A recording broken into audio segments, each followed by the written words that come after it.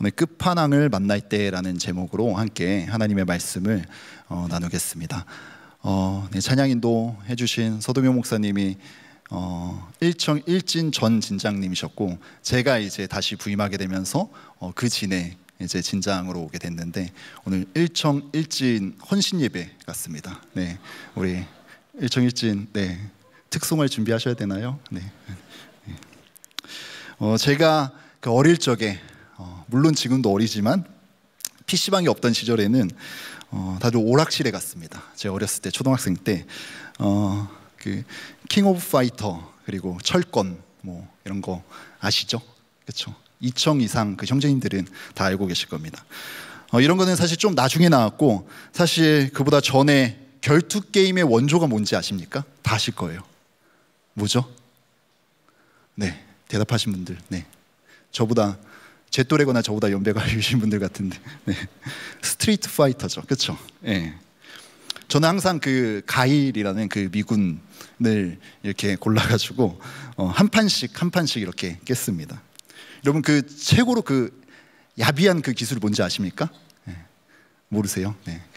라데꾸라고, 네. 그 가일을 선택해서 그걸 하면 웬만하면 다 깰 수 있습니다. 그래서 이제 한 판씩 깨는 거죠. 근데 그게 어떻죠? 가면 갈수록 어떻죠? 가면 갈수록 깨기가 어렵습니다. 그리고 이제 이 스트리트 파이터의 그 마지막 끝판왕 최종 보스가 누군지 아십니까? 네, 그 바이슨이라고, 저 때는 이제 빈슨이라고 불렀었는데, 네, 그거 깨기 정말 쉽지가 않습니다. 그러면 철권의 최종 보스는 누구죠, 여러분? 네, 헤이아치죠, 그렇죠? 네, 누구나 그 학교 선생님 중에 헤이아치 한 분씩 다 계시지 않았습니까? 네, 저희도 이제 저희 학생 주임 선생님께서 헤이아치셨습니다. 네. 그리고 여러분, 비행기 게임 중에 그 1945라고 아십니까? 네. 네, 자매님들 나가시면 안 됩니다. 네. 네. 이게 또 정말 기가 막힌 게임인데요. 네. 한참 때는 제가 이거 정말 많이 해서 꼭 오락실에 가면 꼭 1등에 CJW 이렇게 새기고 오곤 했었습니다. 이게 정말 각 판에 그 왕이 있고 그 왕을 이기기가 쉽지가 않아요. 그런데 이게 그 끝판왕이 있는데 사실 거기까지 가기도 쉽지 않고, 그게 아마 독일 군함인가 그랬는데 정말 이기기 쉽지 않습니다. 예. 그리고 여러분, 그 비행기 게임의 원조라고 할 수 있죠. 예. 이건 사실 저보다 연배 높으신 분들이 더 이제 잘 알고 계실 텐데, 저도 어렸을 때 했던 기억이 있습니다. 뭔지 아세요? 바로 갤러그입니다. 갤러그. 그렇죠. 오락실이 뿅뿅뿅뿅 막 이 소리로 가득 채웠던 갤러그입니다. 추억의 게임이죠. 이건 사실 워낙 판이 많아서 사실 끝판왕까지 가기가 정말 쉽지가 않습니다. 또 그 캐딜락이라고 아세요? 그만하겠습니다 이제. 네. 하루 종일도 할 수 있을 것 같아요. 네. 어렸을 때 얼마나 오락실을 많이 갔으면. 네. 초등학생 시절에 한 500원만 있으면 가서 한두 시간은 이렇게 때우고 오곤 했던 것 같습니다. 여러분, 저는 사실 성향상 이렇게 1대1로 하는 그런 대결하는 그 결투 게임도 있지 않습니까? 사실 그것보다는 이렇게 혼자 앉아서 아니면 둘이 같이 함께 이렇게 한 판씩 깨가는 그런 게임을 이렇게 좋아했습니다. 그래서 제가 했던 게임들의 그 공통점은 뭐냐면요, 각 스테이지마다 중간 그 보스가 있습니다. 그리고 그 왕들이 가면 갈수록 굉장히 세져요.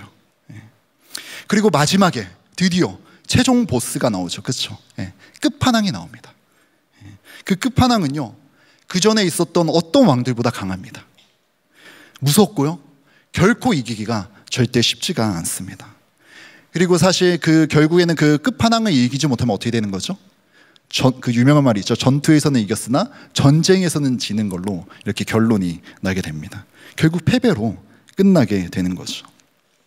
그럼 제가 끝판왕에 대해서 이야기를 하는 이유는 요한복음을 보면 예수님의 7가지 표적이 나오거든요. 이걸 뭐 학자마다 6가지 표적이고 마지막이 그 십자가 사건이다 그렇게 이야기를 하기도 하는데, 뭐 크게 상관은 없고, 근데 여러분, 이 요한복음을 우리가 묵시적으로 읽는다라고 할 때 이게 무슨 말이냐면요, 지난 금요기도회 때 김일호 목사님께서 사탄의 권세에 대해서 말씀하셨잖아요. 그렇죠?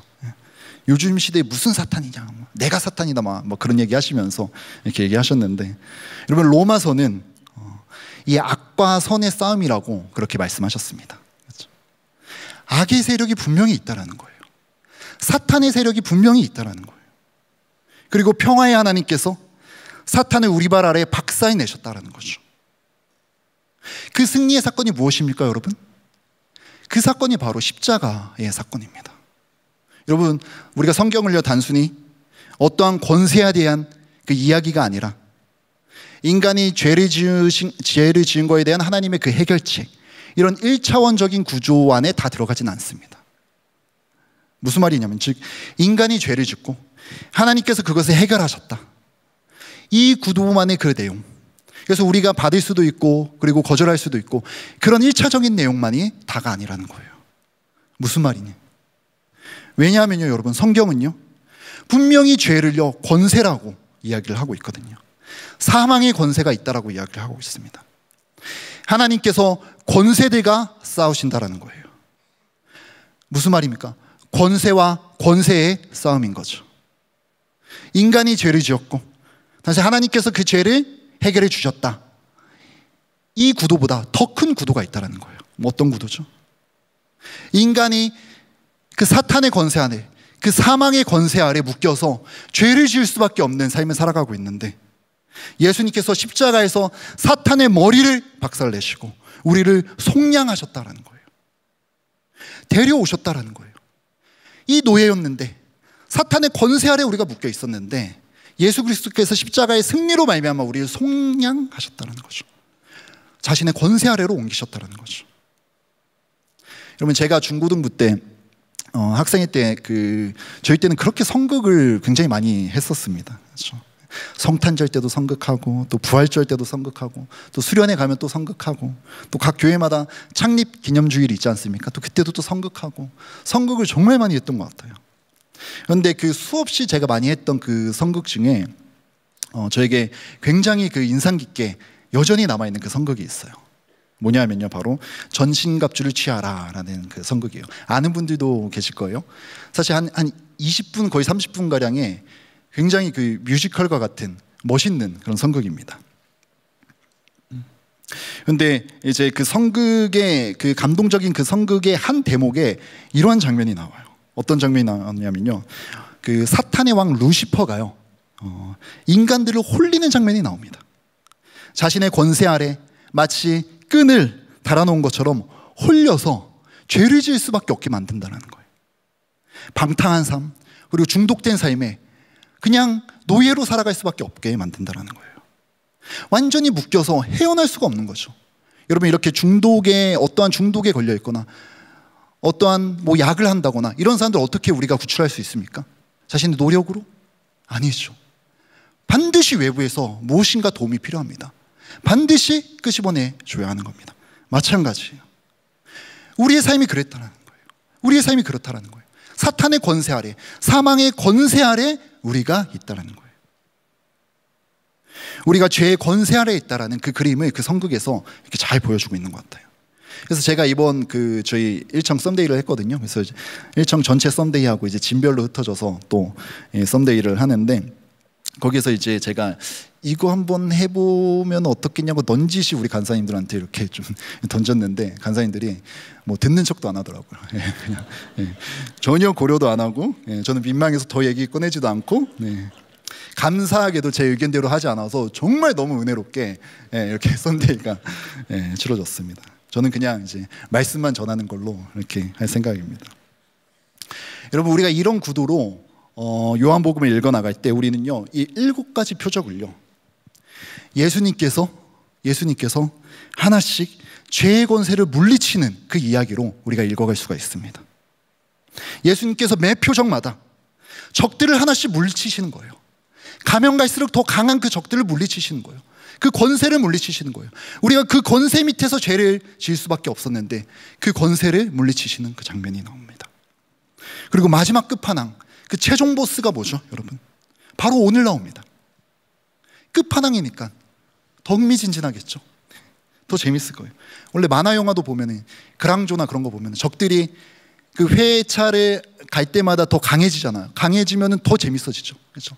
통키도 보면은 이제 처음에 민태풍이 나오다가 그렇죠? 태백산이 나오다가 마지막에 심지어 그 타이거가 유학을 갔다 와요. 그렇죠? 유학을 갔다 와서 타이거랑 할 때 훨씬 재밌잖아요. 마찬가지입니다. 이 표적도요, 그 이야기가 진행이 되면 진행이 될수록, 적들이 강해지면 강해질수록 더 흥미진진한, 더 자세한 이야기들이 나오는 것을 우리는 볼 수 있습니다. 바로 오늘 본문이 그 권세들 중에 끝판왕입니다. 마지막 7탄이에요. 최종편이죠.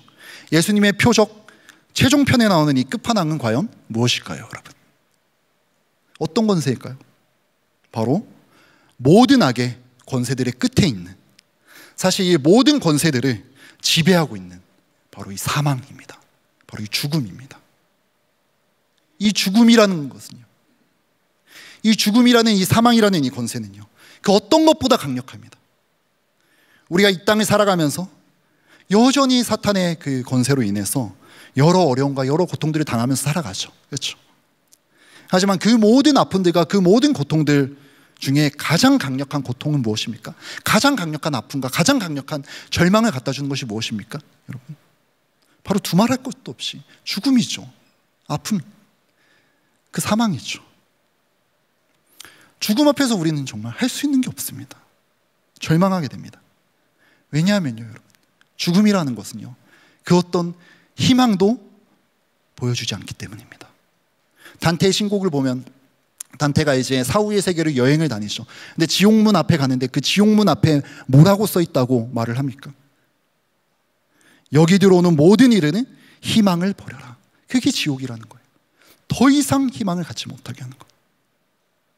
어떠한 희망도 가질 수 없는 것, 가장 큰 슬픔이죠. 여러분, 몸이 아프더라도요, 어떠한 희망은 있습니까?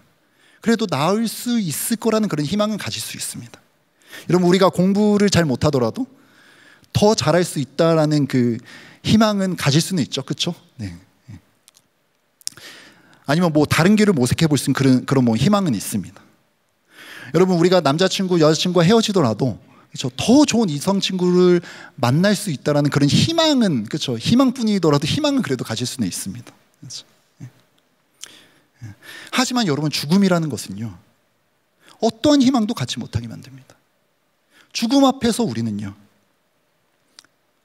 죽음의 인기척이 우리 가운데 다가오면은, 아니면 우리 주변의 사람들, 가까운 사람들, 우리 가족들에게 죽음의 인기척이 다가오면요, 우리는요, 어떤 희망도 품을 수 없게 되죠. 죽으면은 끝이잖아요. 그러니 우리는요, 그 죽음 앞에 무기력해지게 되고 무서워 떨게 되는 거죠.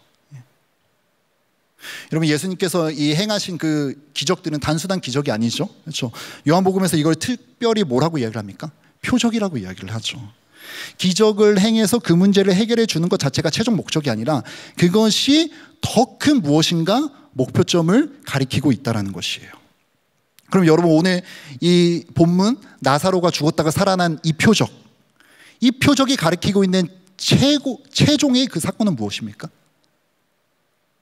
이 표적이 의미하는 바를 더 명확하게 성취한 그 사건이 무엇입니까? 바로 십자가와 부활이죠. 예수님의 죽음과 부활이죠. 여러분, 예수님의 죽음과 부활은요, 하나님의 권세가 사탄의 권세를 박살낸 사건입니다.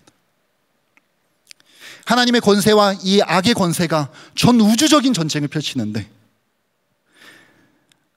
죄와 이 죽음의 권세를 향한 하나님의 승리가 최종적으로 선언된 바로 그 사건이 십자가의 사건인 것입니다. 우리를 강력하게 붙들고 있는 그 사탄의 권세에서 하나님의 권세로 옮겨지게 된 그 속량받은 그 사건인 것입니다. 요한복음의 모든 표적들은요, 이 사건에 대한 예고편이라는 거예요. 이 사건을 가리키고 있어요. 그러니 이 7가지 표적들은요, 사탄의 권세를 예수님께서 어떻게 하나하나씩 정복하시는지, 이 사탄의 권세에 묶여있는데 그 사탄의 권세를 예수님께서 이 표적을 통해 어떻게 승리하시는지, 이기시는지 보여주는 것이 바로 이 표적이라는 것이에요. 슬픔의 권세에 묶여있던, 포도주가 떨어진 기쁨이 사라진 고통을 주님께서 정복하셨죠. 이기셨죠. 병의 권세에 묶여있던 그 신음하는 고통을 주님께서 어떻게 정복하셨는지 보여줍니다. 이런 식으로 하나씩 하나씩 예수님께서 정복해 가시는 거예요. 그 사탄의 세력을 정복해 가시는 거예요.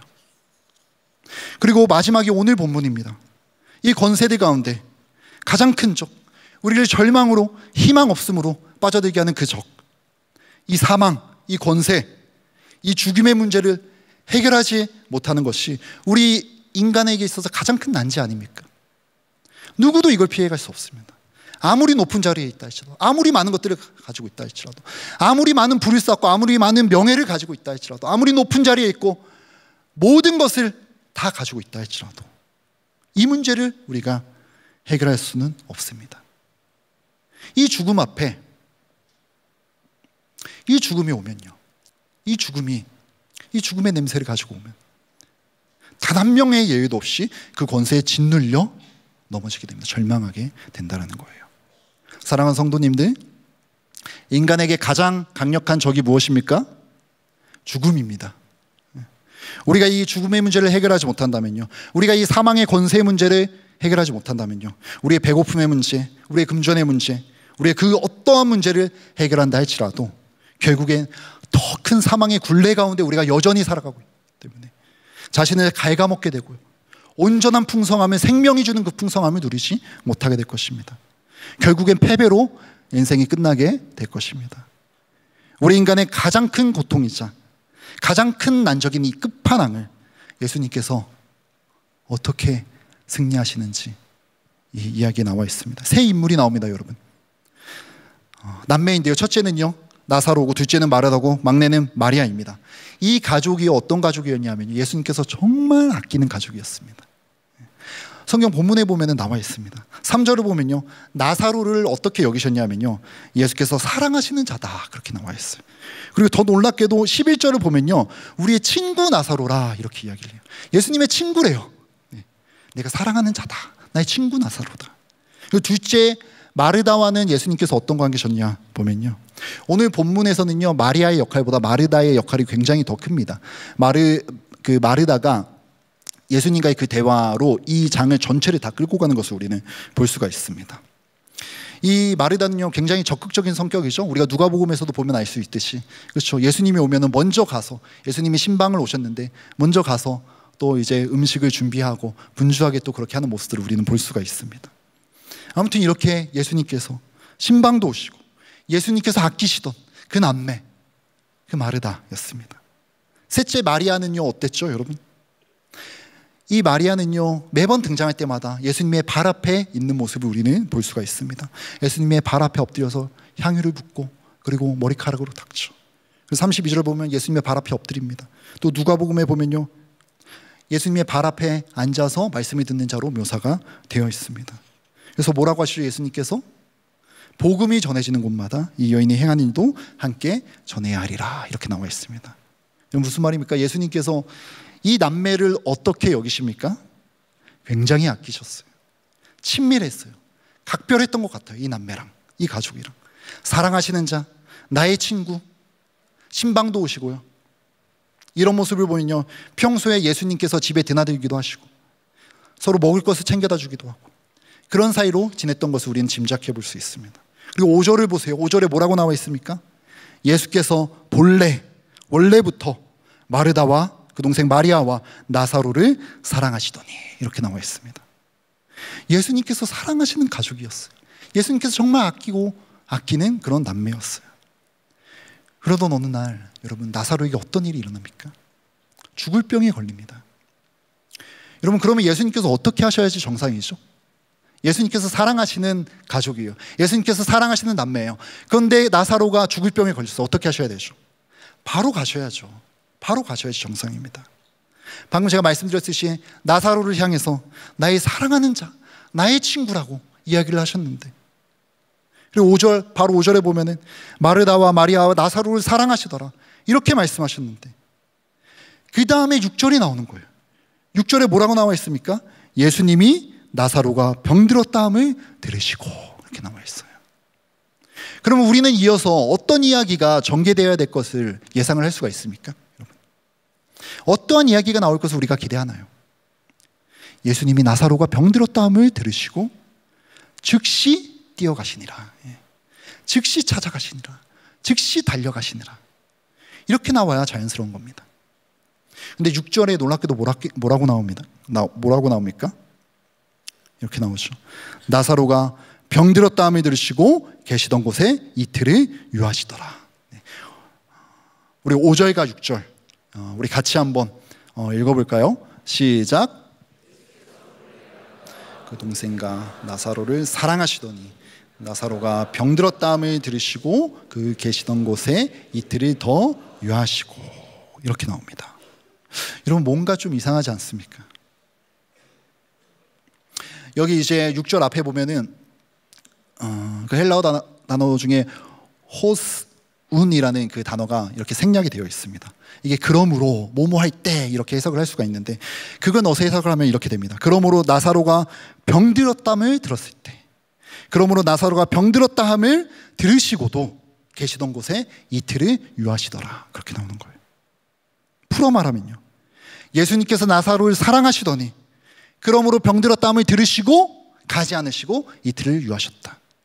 다시 말해서 예수님께서 나사로를 사랑하시기 때문에 나사로가 병들었는데도 불구하고 가지 않으셨다.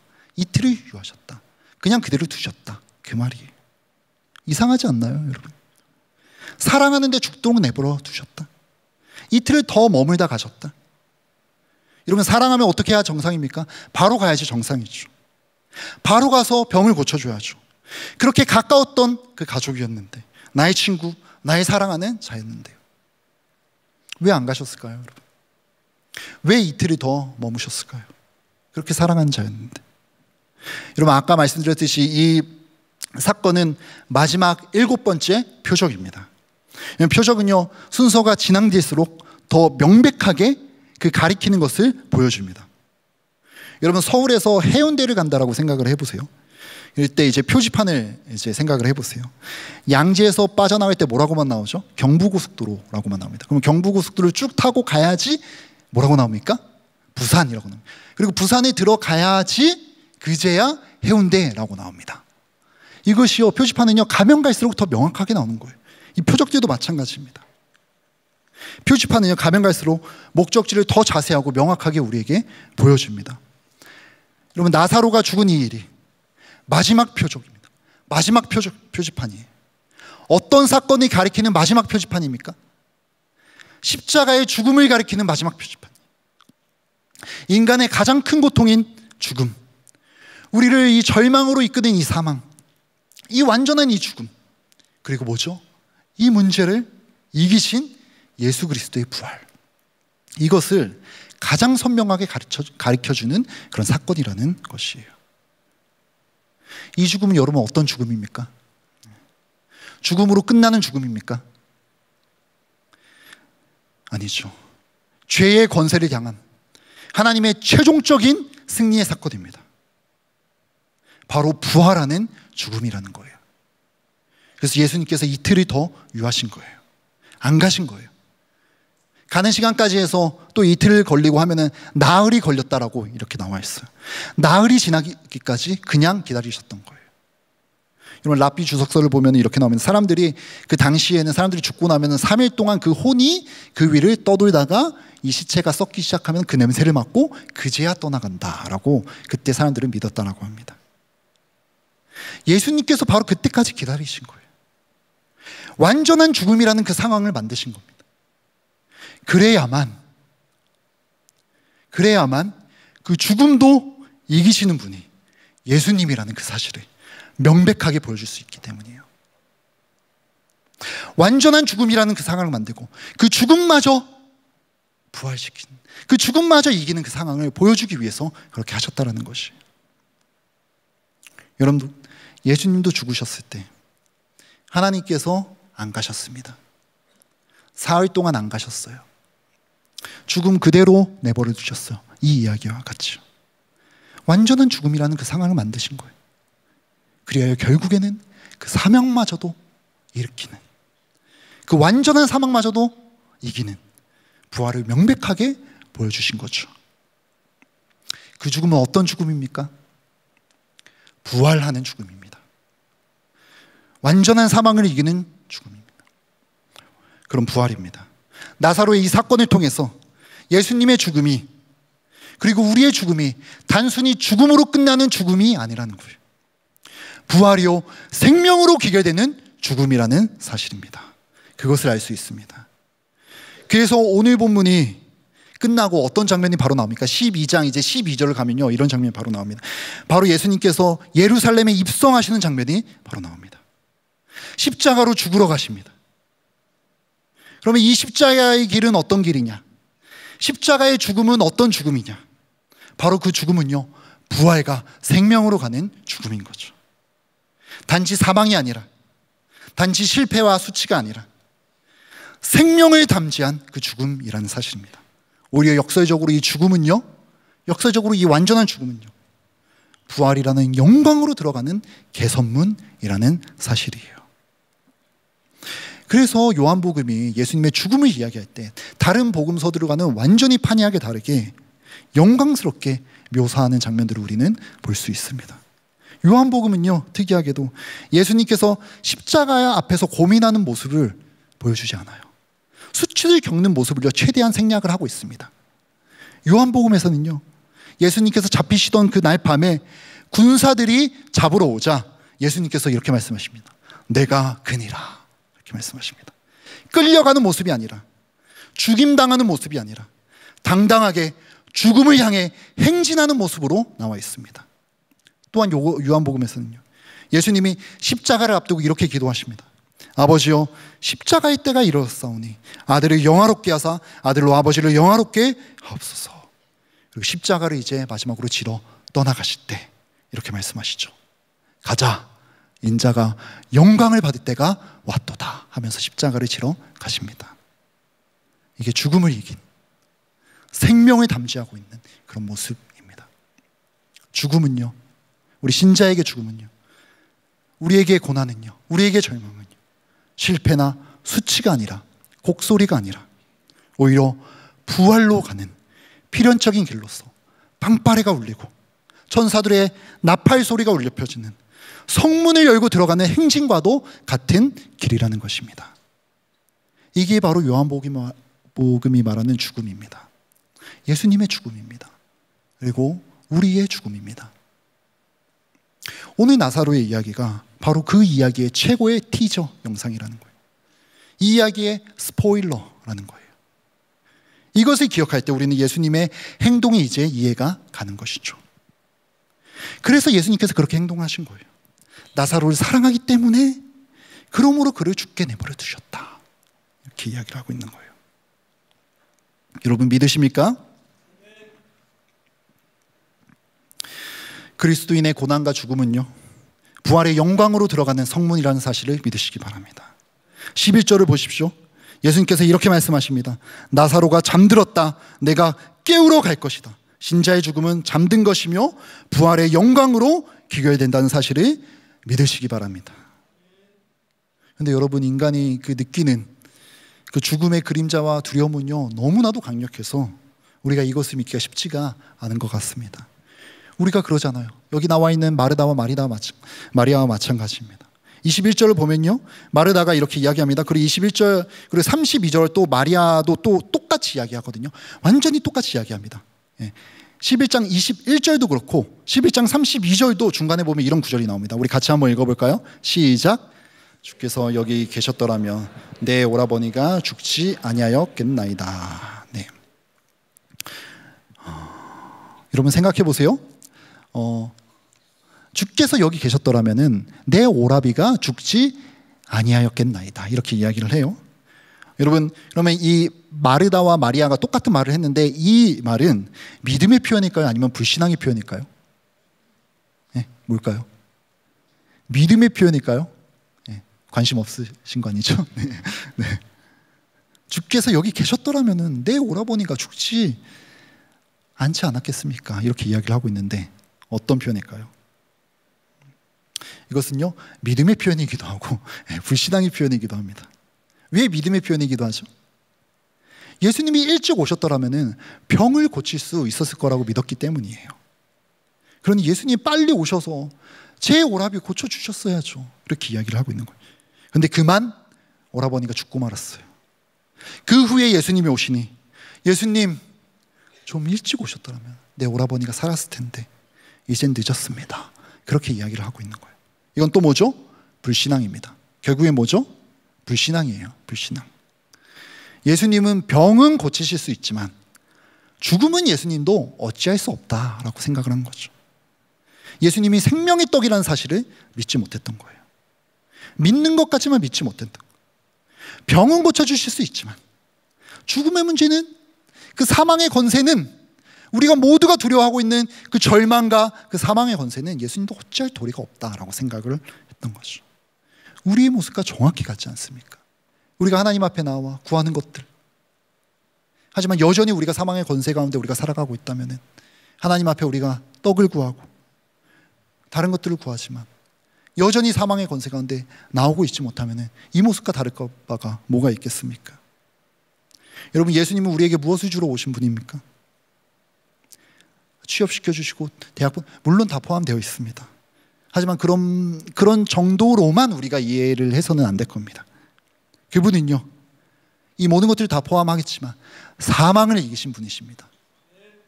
우리의 모든 절망과 슬픔과 고통과 아픔의 밑바탕에 흐르고 있는 그 사망의 권세를 이기신 분이십니다. 누구도 피해갈 수 없는 인간의 최고의 고통, 가장 고통스러운 문제, 그 죽음과 이 생명의 문제를 해결하신 분이십니다. 우리의 미래뿐만이 아니라요, 우리의 미래의 부활뿐만이 아니라 현재 우리의 존재 자체를 새롭게 하시는 분이십니다. 죽음과 이 절망이라는 우리가 넘지 못하는, 결국에 우리가 넘어가지 못하는 그 두려움을 생명으로 우리가 극복하게 해주시는 분이십니다. 그 어떤 행복과 그 어떤 계획과 그 어떤 것을 우리가 갖는다 하더라도요, 죽음 앞에서 우리는 힘을 쓸 수 없습니다. 죽음은 모든 것을 어떻게 하죠? 삼켜버리기 때문입니다. 어느 날 문득 정말 이 죽음이 우리 앞으로 이렇게 오고 있다라고 느낄 때 얼마나 우리가 두려워합니까? 그 죽음의 세력이 가져다주는 공포는요, 어마어마한 겁니다. 그뿐만 아니라 우리가 사망의 권세에 여전히 지배를 받으면서 살아가면요, 우리의 아픔과 그 슬픔과 그 불안과 두려움과 고통과 절망과 이 모든 것들, 이것들이, 이 어둠들이 우리를 사로잡아 버리죠. 사망의 권세 가운데 우리가 여전히 있다면 이것들에 우리가 노예가 되어서 우리가 여전히 그 가운데 살아가게 되는 거죠. 완전히 우리의 현실을 삼켜버리는 겁니다. 생명의 주님이 계시는데도 우리가 그런 삶을 살아가는 것입니다. 여러분, 인간이 궁극적으로 행복한 삶을 살 수 있습니까? 여기에 대한 답은요, 잔인하고 명백합니다. 불가능합니다. 왜요? 우리의 삶에 사망의 문제가 해결되지 않는 한 불가능합니다. 우리가 지금도 사망의 권세에 여전히 묶여있는 한 불가능합니다. 그런데 여러분, 예수님께서 사망의 권세를 이기시고 부활과 생명으로 우리에게 오셨습니다. 그분이 오셔서 인간 누구도 해결하지 못한 모든 절망과 모든 고통의 밑바닥에 흐르고 있는 사망의 문제를 십자가에서 이기시고 승리하시고 생명과 부활을 우리에게 주셨다는 것입니다. 우리 25절과 26절을 다 함께 큰 소리로 읽어보겠습니다. 25절과 26절입니다. 우리 25절과 26절 한 목소리로 읽겠습니다. 시작. 예수께서 이르시되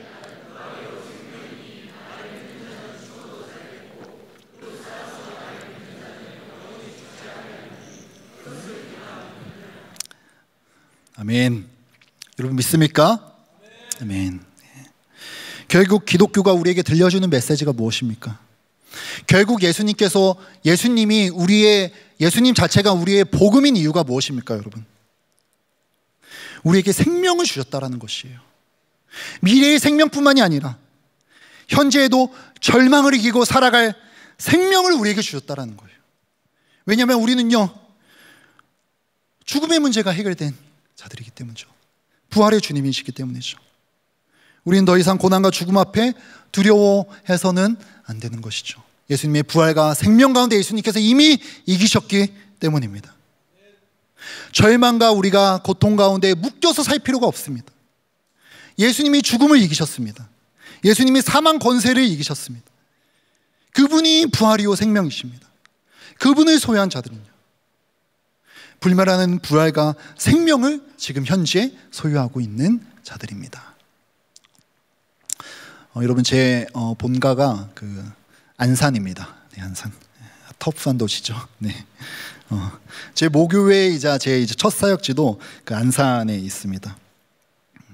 제가 2010년부터 이제 사역을 해서 4년 동안 그래서 중고등부 사역을 했습니다. 그때 삼위교회 이제 처음에 딱 이렇게 와 있을 때였는데, 어느 날 제가 신대원에서 과제를 하고 있는데 인터넷에 제가 아는 학교의 이름이 뜨는 거예요. 뭔 일인가 하고 들어가 봤더니 한 학교 학생들이 수학여행을 갔다가 이제 배가 기울기 시작했다라는 기사가 떴습니다. 영상을 보면서 뭐 금방 구조되겠네. 제가 그렇게 생각할 수 있었던 이유는 그 학교에 이제 교회에 다니는 학생이 있었는데 그 친구가 형편이 굉장히 어려운 친구였어요. 그래서 이제 수학여행을 못 간다라고 제가 이제 들었거든요. 그래서 그 일을 보면서 빨리 구조는 되겠어도 너무 안타깝지만, 그래서 사람이 참 그런 게 그래도 좀 다행이다 그렇게 생각을 했었어요. 그래도 한번 연락을 해봤죠. 근데 이 친구가 전화를 받지 않는 거예요. 알아보니 이 친구가 그 회비를 내지 못하니까 담임 선생님께서 다음에 내도 된다고 하시고 이제 가게 해줬다라는 거예요. 담임 선생님이 얼마나 이제 안쓰러웠으면 그렇게 해주셨겠어요. 근데 계속 전화를 했죠. 당연히 받지 않고 문자도 다 벗고 이렇게 정말 그 가슴이 졸이면서 이제 며칠을 이렇게 기도를 했습니다. 그때 우리 모두가 다 그랬잖아요. 기도했잖아요. 그렇죠? 마르다와 마리아처럼 우리가 기도했습니다. 주님, 왜 가만히 계십니까? 왜 안 오십니까? 당신이 사랑하는 아이들 아닙니까? 우리가 다 마르다와 마리아와 같았습니다. 그런 우리가 심정이었습니다. 특별히 하나님께서 정말 사랑하실 수밖에 없는 정말 그런 기특한 아이였습니다. 그러니 더 설마 했었던 거였죠. 주님께서 사랑하시는 아이였기에. 너무 어렵게 이제 자란 친구였기 때문에 아버지는 아버지 역할 전혀 하지 못하고, 어머니 이제 집사님은 이제 눈이 거의 잘 안 보이셔서 누구의 도움 없이는 실생활을 잘 하실 수 없으셨거든요. 근데 이 친구가 참 기특했던 게 그 집사님이 이제 수요 예배와 철야 예배 오실 때마다 항상 손가발이 되어서 이제 자기 그 어머니를 모시고 예배를 나왔었거든요. 제가 이제 차량 운행을 했었기 때문에 그 모습을 하나하나 이렇게 다 봤었죠. 얼마나 기특합니까? 집사님이 가끔 저한테 아들 잘 챙겨줘서 너무 감사하다고 하시면서 이제 차에서 내리시면은 잠깐 갑자기 있으라고 하시면서 이제 벽을 막 이렇게 더듬어서 편의점에 가서 음료수 막 사다 주시고 그러셨던 그런 기억이 있습니다. 저희 교회가 그 어른 성도가 한 120명 그 정도 이제 되는 교회였었거든요. 근데 그때 중고등부가 거의 한 40명, 50명 막 이렇게 나왔었어요. 거기가 이제 공단 그 기숙사단지에 있었기 때문에 애들이 공부를 안 해요. 네, 공부를 안. 맨날 교회만 있는 거예요, 얘네가. 네. 그래서 제가 예배 끝나면 항상 얘들 전부 다 데리고 항상 가서 막 축구하고, 저도 그때 한 10km 정도 덜 나갔었기 때문에 애들이랑 같이 좀 축구하고, 여자 친구들은 여자애들은 이제 뭐 응원하고 또 피구도 하고, 또 끝나면은 또 이제 다시 또 교회 와서 가장 싼 라면 한 30개 사다가 교회 그 김치 냉장고에서 몰래 김치 꺼내다가 이렇게 라면 넣어서 끓여서 같이 먹고 매주 그렇게 하곤 했습니다. 근데 이 친구가 축구를 너무 좋아하는데 자기 아빠가 신땀한 그 큰 축구화를 항상 이제 신고 오는 거예요. 그래서 마음이 좀 그렇잖아요. 그래서 이제 제가 데려다가 축구화 사주고 또 걔가 좋아하는 또 돈가스 사주고 그랬죠. 제가 그때 사례비 50만 원 받으면서 라면도 사주고 돈가스도 사주고 축구화도 사주고, 제가 지금 아내와 그때 이제 연애하고 있었거든요. 아내와 연애도 하고 네. 아내가 당연히 다 냈죠. 그렇죠. 네. 네. 또 어떻게든 그 안타까운 마음에 늘 정말 마음이 쓰이던 그런 친구였어요. 제 신대원 시절에 이 친구와 그 몇몇 그 결손 친구들, 이 친구들을 위해서 정말 그 기도했던 그런 기억들이 있습니다. 어려운 가운데도 너무나도 믿음으로 잘 자랐던 아이였기 때문에 정말 하나님이 사랑하실 수밖에 없는 그런 아이였기 때문에 그 일이 일어난 순간에도 하나님 설마요 그랬었죠. 근데 며칠 후에 죽음으로 돌아오게 됐죠. 도무지 이해가 되지 않았어요. 이해하고 싶지도 않았던 것 같아요. 하나님이 어떤 분이신지 모르겠더라고요. 하나님 이게 뭡니까? 당신이 사랑하시는 그 아들 아닙니까? 나사로와 같이 당신이 사랑하시는 아들 아닙니까? 얼마나 어렵게 자라왔는지, 그럼에도 얼마나 기특하게 믿음 가운데 커왔는지, 또 이 집사님은, 어머니 집사님은 얘만 바라보면서 이렇게 살아오셨는데 이건 아니지 않습니까? 왜 그러십니까? 어찌 보면 저는 이제 간접적으로 겪은 거겠죠. 가족은 어떤 마음이었겠습니까? 하나님 왜 이제 오셨습니까? 오늘 본문의 이 외침처럼 예수님 왜 이제 오셨습니까? 기도하는데 들어주시는 거 맞습니까?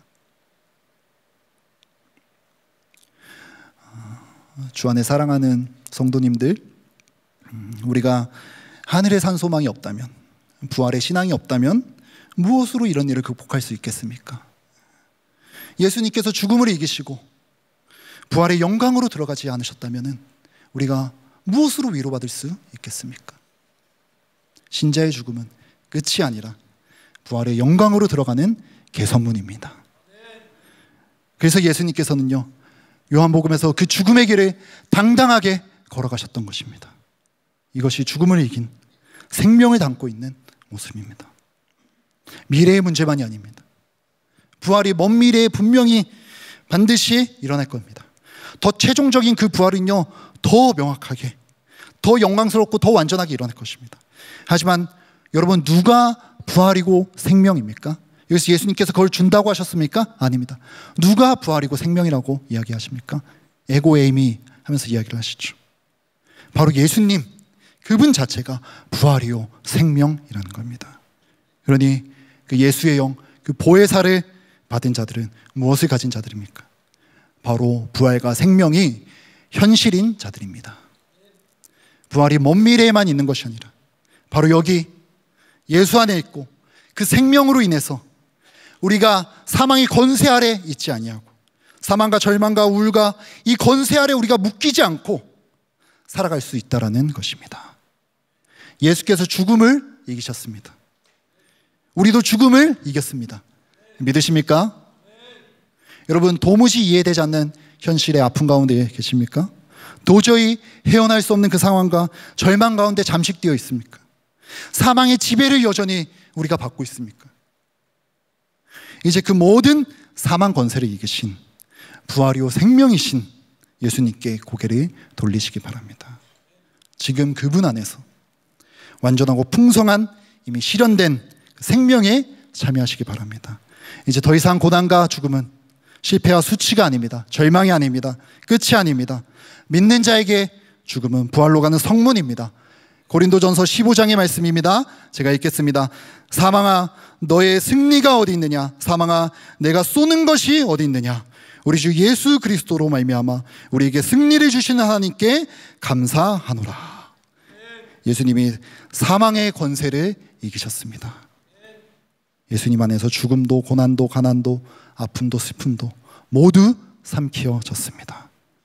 그 안에서 죽음과 부활의 경계를 넘어서 생명을 누리며 살아가는 우리 사랑하는 3일의 모든 성도님들 다 되시길 주님의 이름으로 간절히 축복합니다. 아멘. 우리 이 시간에 함께 찬양하겠습니다.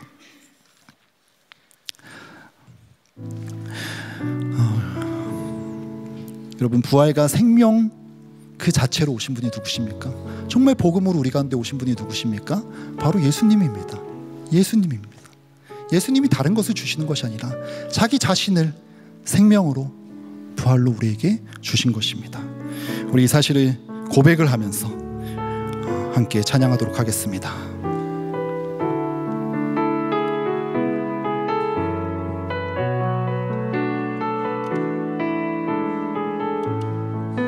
슬픈 마음 있는 자, 슬픈 마음 있는 자, 몸과 영혼 병든 자, 몸과 영혼 병든 자, 누구든지 부르시오. 누구든지 부르시오. 예수 이름 부르시오. 예수 이름 부르시오. 그 이름을 믿는 자,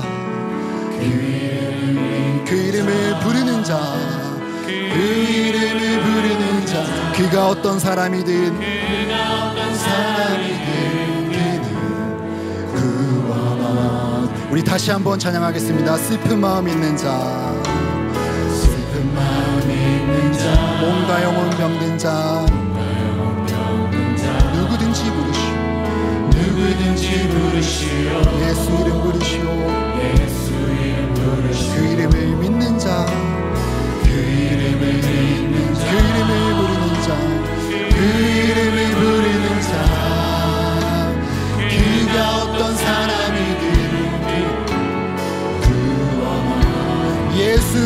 예수 능력의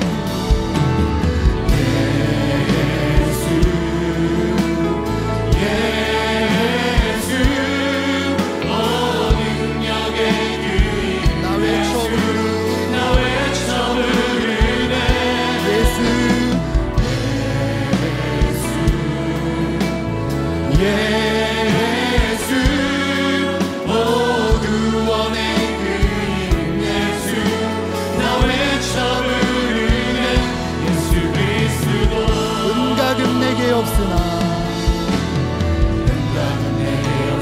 가진 건 너에게 주니 능력의 이름 예수 능력의 이름 예수라 그 이름을 믿으시오 그 이름을 부르시오 그 이름을 믿는 자 그 이름을 믿는 자 그 이름을 외치는 자 그 이름을 외치는 자 그가 어떤 사람이든 그는 주의 영광 보리라 예수 예수 예수 예수 오 능력의 그 이름 예수 나 외쳐 부르네 예수 예수 오 구원의 그 이름 예수 나 외쳐 부르네 예수 그리스도 우리에게 주신 영광의 이름 우리에게 주신 영광의 이름 나 어찌 잠잠하리 그게 외쳐 부르리 나의 주 예수 그리스도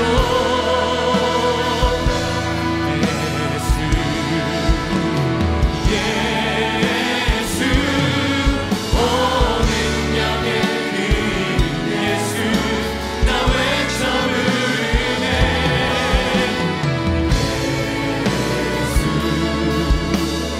예수 오 구원의 그 이름 예수 나 외쳐 부르네 예수 그리스도 우리 이 시간에 함께 한번 기도하겠습니다. 여러분 여전히 사망의 권세 가운데 살아가고 계십니까? 여전히 절망과 패배 가운데 우리가 묶여서 살아가고 있지는 않습니까? 여러분 그분의 이름을 부르시기 바랍니다. 예수 그리스도의 이름을 부르시기 바랍니다. 그분 자체가 생명이요 부활이십니다. 성령을 구하시기 바랍니다. 우리 부활과 생명의 향기가 넘쳐나는 인생이 되게 하여 주시옵소서. 우리 예수의 이름을 부르면서 우리 주님의 이름을 한번 부르고 함께 이런 기도 제목 가지고 함께 기도하도록 하겠습니다. 주여